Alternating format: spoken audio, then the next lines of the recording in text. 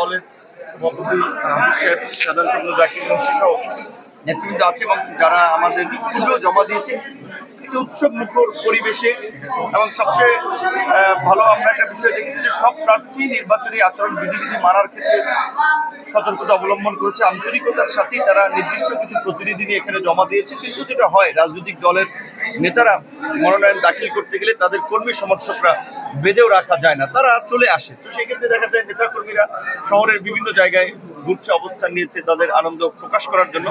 এখানে আমরা এসেছি, যতদূর জানি যে হাসান মামুন ভাই ছাত্র দল করেছেন, ছাত্র দল থেকে নির্বাহী কমিটির সদস্য, কাজেই তিনি দলের সাথে দীর্ঘদিন ধরে ছিলেন।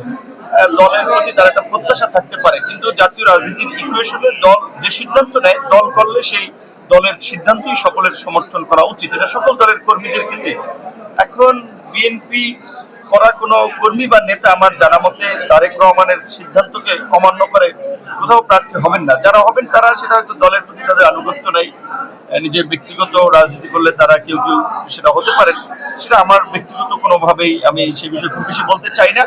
আমি আমার জায়গা থেকে এইটুকু বলতে পারি যে বিএনপি যেহেতু এখানে আমাকে সমর্থন দিয়েছে, আমি এলাকায় প্রবেশের পূর্বেই আমি আমাদের যারা আপনারা জানেন যে জনাব তারেক রহমান 25 তারিখ দেশে আগমন করেছেন, সেই সমাবেশ সে ঢাকায় বিভিন্ন জেলা উপজেলা নেতৃবৃন্দ গিয়েছেন, তাদের সহ ঢাকায় থেকে একসাথে এলাকায় এসেছি, এসেও অনেককে ফোন দিয়েছি, যোগাযোগ করেছি। জেলা বিএনপির সভাপতি সেক্রেটারি, উপজেলা বিএনপির সভাপতি সেক্রেটারি তারা আন্তরিকভাবেই ওয়েলকাম করেছেন এবং আমি আশা করি যে মামুন ভাই হয়তো সাময়িক তার একটা ক্ষোভ থাকতে পারে, অভিমান থাকতে পারে, কিন্তু যেহেতু বিএনপির মতো একটা দল যারা করেছেন, শেখ হাসিনার 17 বছরের আন্দোলন সংগ্রামে যারা স্যাক্রিফাইস করেছে, নিশ্চয়ই তারা দলের যে কোনো সিদ্ধান্ত মেনে নেবেন। হয়তো সাময়িক ক্ষোভের বশবর্তী রাগ অভিমান থেকে হয়তো মনোনয়ন নিয়েছেন, কিন্তু বিএনপির বিশেষ করে ভারপ্রাপ্ত চেয়ারম্যান আশা করি ডেকে কথা বললে তার এই রাক্ষোভ থাকবে না। এবং আমার জায়গা থেকে এটুকু বলতে শুধু মামুন ভাই না,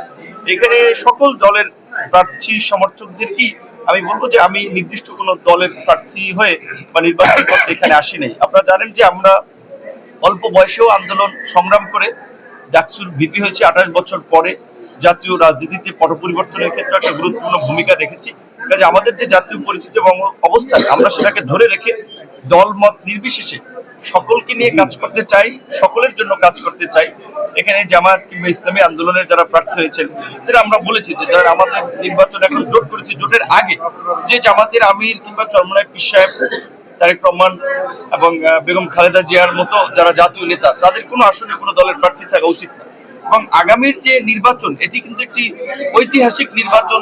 বাংলাদেশ স্বাধীনের পরে 72-এ যেভাবে আমরা দেখেছি যে সংসদ আপনার সেই সময় সংবিধান সংস্কার সভা বা গণপরিষদ হিসেবে যেমন কাজ করেছিল, ঠিক একইভাবে আগামীর যে সংসদ, সেই সংসদ কিন্তু প্রথম 6 মাস গণপরিষদ কিংবা সংবিধান সংস্কার সভা হিসেবে কাজ করবে। অর্থাৎ এই জুলাই গণ অভ্যুত্থানকে কেন্দ্র করে রাষ্ট্র সংস্কারের লক্ষ্যে যে জুলাই জাতীয় সনদ যেটা জারি হয়েছে, অধ্যাদেশ হয়েছে, সেটিকে পাশ করবে আগামীর সংসদ। কাজে এই সংসদ একেবারেই একটা মানে ঐতিহাসিক এবং গুরুত্বপূর্ণ একটা সংসদ। এই সংসদে জুলাই গণ অভ্যুত্থানের সকল অংশীজনদের একটা প্রতিনিধিত্ব থাকা দরকার। তাই আমরা মনে করি যে জুলাইয়ের আন্দোলনকারী রাজনৈতিক দলসমূহ যেন সেই সংসদে থাকতে পারে। এবং বিএনপির একটা ইতিবাচক দৃষ্টিভঙ্গি আপনারা শুনেছেন অনেক আগে থেকেই, যে তারা বলেছেন জাতীয় সরকার করবেন সকলকে নিয়ে। এবং তারই অংশ হিসেবে আমরা দেখেছি যে বিভিন্ন দলের নেতৃবৃন্দ কিভাবে সংসদে যেতে পারে, যেখানে বিএনপি একটা বড় দল হিসেবে তাদের সার্ভে থেকে, রিসার্চ থেকে মনে করেছে যে অন্য প্রতীক নিয়ে নির্বাচন করলে ঝুঁকি, সেখানে তারা পরামর্শ দিয়েছে যে আপনারা ধানের শীষে নির্বাচন করেন। এবং আমাদের অনেক দলের শীর্ষ নেতারাও কিন্তু কৌশলের অংশ হিসেবে ধানের শীষে নির্বাচন করছে। এখানে আলহামদুলিল্লাহ শুরু থেকেই মানুষের এলাকার ছেলে হিসেবে একটা সিম্পাথি সমর্থন থাকার ফলে আমরা আশা করি যে বিএনপি নেতৃবৃন্দের সহযোগিতা পেলে আমরা এখানে 4 প্রতীকেই জয়লাভ করব। এবং আমি তাদেরকে নিয়ে পথ চলতে চাই, তাদেরকে নিয়েই আগামীতে কাজ করতে চাই এবং আমার দৃঢ় বিশ্বাস যে মামুন ভাই আমাদের সাথেই থাকবেন। এই যে দলের সিদ্ধান্ত উপেক্ষা করে যদি মামুন ভাই নির্বাচন করে, সেক্ষেত্রে আপনার উপরে প্রভাব পড়বে কিনা, জাতীয়তাবাদী যে ভোট ব্যাংক সেটি 2 ভাগে বিভক্ত হবে কিনা, সেই সুযোগ জামায়াত ইসলামী নেবে কিনা, কি মনে করছেন? আমার মনে হয় না যে জাতীয়তাবাদী কর্মীরা, নেতারা আসলে দলের চেয়ে কোনো ব্যক্তির সিদ্ধান্তকে গুরুত্ব দিবে। এই দল, এই সমস্ত বড় দলগুলোতে আপনারা দেখেছেন অনেক বড় বড় জাতীয় নেতা ছিলেন, দল থেকে সিটকে পরে কিন্তু জাতীয় রাজনীতি থেকেও অন্ধকারে হারিয়ে গিয়েছেন। কাজে এইখানে দলের বাইরে গিয়ে আমার মনে হয় না যে কেউ আসলে শেষ পর্যন্ত প্রার্থী হিসেবে থাকবেন। তো আমার জায়গা থেকেও আমার আহ্বান থাকবে, মামুন ভাই ঢাকা বিশ্ববিদ্যালয়ে পড়াশোনা করেছে, কবির ভাই ঢাকা বিশ্ববিদ্যালয়ের ছাত্র ছিল, আমরা ঢাকা বিশ্ববিদ্যালয়ে পড়াশোনা করেছি। কাজে বড় ভাই হিসেবে আমি তাকে আহ্বান করবো যে আসেন একসাথে কাজ করি। যেহেতু আপনারা একটা বড় দল করেন, বিএনপি যদি সরকার গঠন করে দলের নেতাদেরকে মূল্যায়নের অনেক জায়গা আছে। সেই বিবেচনা এখানে বিএনপির মনোনয়ন যদি দলীয় বিবেচনায় দেওয়া হতো তাহলে শিবলু খান মনোনয়ন পাওয়ার 1 নম্বর অগ্রাধিকার ছিল, কারণ তার বাবা তো সংগ্রাম থেকে জীবনটাই কিন্তু দিয়ে দিয়েছিল এই দলের জন্য। দেখছেন আপনারা এই ফ্যাসিবাদ বিরোধী আন্দোলনে লড়াই করতে গিয়ে কিন্তু যাওয়ার পথে দুর্বৃত্তদের হামলার শিকার হয়েছে। কাজে বড় দলে সবসময় মনোনয়ন আসলে সবাইকে দিতে পারে না, কিন্তু নানানভাবে মূল্যায়নের জায়গা থাকে। সেটা বিএনপির পক্ষ থেকে তাকে আশ্বস্ত করবে। আমি বিএনপির সমর্থিত একজন প্রার্থী হিসেবে, যেহেতু তারা আমাকে সমর্থন করেছে, আমিও বিএনপির সকল পর্যায়ের নেতা কর্মীদেরকে বলবো যে আমার যদি কোনো আচার আচরণে আপনারা রাগ অভিমান ক্ষোভ থাকে, আমি আপনাদের কাছে ক্ষমা প্রার্থী।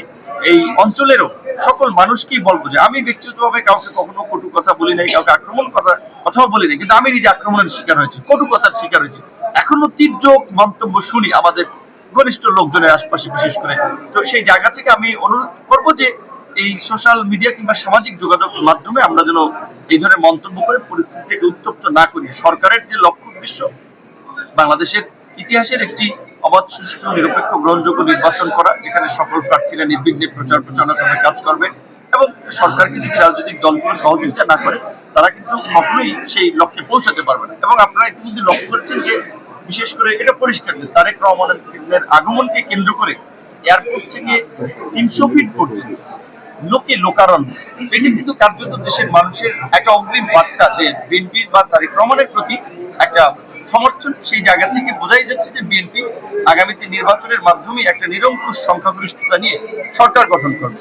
কাজেই সেক্ষেত্রে আমাদের অনুরোধ থাকবে সকলকে যে আমাদের, বিশেষ করে আমরা কিন্তু জোটের সাথে আছি, এখন আমার একক বিজয় হলেই কিন্তু হবে না, এই জোটকে সরকার গঠনের জন্য বিজয়ী করতে হবে। কাজেই সেই জায়গা থেকে বিএনপির প্রার্থী তাদের উচিত হবে যে বড় দল হিসেবে যে কোনোভাবেই যেন তাদের প্রার্থী না হারে। কারণ ধরেন আমার ব্যক্তিগত রাজপথ থেকে একজনকে আমরা হারিয়ে দিলাম, এতে কিন্তু দলের আসন ছুটে যেতে পারে। এবং আরো একটা কৌশলগত গুরুত্বপূর্ণ দিক হচ্ছে যে আগামী নির্বাচনে রাজনৈতিক দলগুলো যে প্রাপ্ত ভোট পাবে সেটার অনুপাতেই কিন্তু উচ্চ কক্ষে প্রতিনিধিত্ব নিশ্চিত হবে। আশা করি এটা সকলেই উপলব্ধি করবে। নূর ভাই, যে সুষ্ঠু সুন্দর পরিবেশে নির্বাচন হবে, কোনো আশঙ্কা বা ঝুঁকি মনে করেন কিনা? আশঙ্কা বা ঝুঁকি আছে। স্বাভাবিকভাবেই একটি পক্ষ, একটি গোষ্ঠী বাংলাদেশকে অস্থিতিশীল করার জন্য এই নির্বাচনের মাঠে নানান ধরনের আতঙ্ক ছড়াতে চেষ্টা করবে এবং পরিস্থিতি অস্থিতিশীল করতে চেষ্টা করবে। তারই অংশ হিসেবে কিন্তু একটা বলা চলে যে পরিকল্পনা অনুযায়ী কিন্তু হাদিকে হত্যা করা হয়েছিল। হাদির মতো অসংখ্য জুলাইয়ের বীর আমাদের সংগ্রামী সহযোদ্ধা আছে, তাদেরও ঝুঁকি আছে। ব্যক্তিগতভাবে আপনারা দেখেছেন এই পট পরিবর্তনের ক্ষেত্রে আমার তো উল্লেখযোগ্য ভূমিকা ছিল। এমনকি এই সরকারের সময়ে কিন্তু আমি একবার আক্রান্ত হয়েছিলাম, যদিও সেটি বিচার বিভাগীয় তদন্ত কমিটি করা হয়েছে। এই সমস্ত ঘটনাগুলোর প্রেক্ষাপটে আমি যে যতদূর দেখেছি সরকার কিন্তু অনেক সতর্ক, আইন শৃঙ্খলা বাহিনীর তৎপর। আমি এখানে এসেছি, আমার একবারে স্বরাষ্ট্র মন্ত্রণালয় থেকে শুরু করে জেলার এসপি, ডিসি, উপজেলার ওসি, ইউনো সবাই সবসময় বলেছে যে কোনো ধরনের নিরাপত্তার সংখ্যা আছে কিনা, বা তারাও তাদের বিভিন্ন ধরনের নজরদারি, এই সমস্ত বিষয়ে তারা সতর্ক আছে। সেই জায়গা থেকে আমার মনে হচ্ছে না যে দুষ্কৃতিকারীরা খুব বেশি সফল হবে, তবে তারা একটা চেষ্টা করবে নির্বাচন বানচাল করার জন্য, জনমনে আতঙ্ক ছড়াতে। সেই ক্ষেত্রে এই আইন শৃঙ্খলা বাহিনী সরকারের পাশাপাশি প্রার্থী, সমর্থক, জনগণ আমাদেরও কিন্তু একটা দায়িত্ব আছে যে এই সমস্ত অপতৎপরতা রুখে দিতে। কারণ হচ্ছে নির্বাচন যদি না হয় তাহলে কিন্তু বাংলাদেশ একটা বড় বিপর্যয়ের দিকে ধাবিত হবে। সেই দিকে যদি বাংলাদেশ ধাবিত হয় আমরা কেউই কিন্তু নিরাপদ নই। কাজেই আমার অনুরোধ থাকবে সকলেই আমরা এই একটি অবাধ, সুষ্ঠু, নিরপেক্ষ নির্বাচন কিভাবে হয় সেজন্য আমরা সহযোগিতা করি।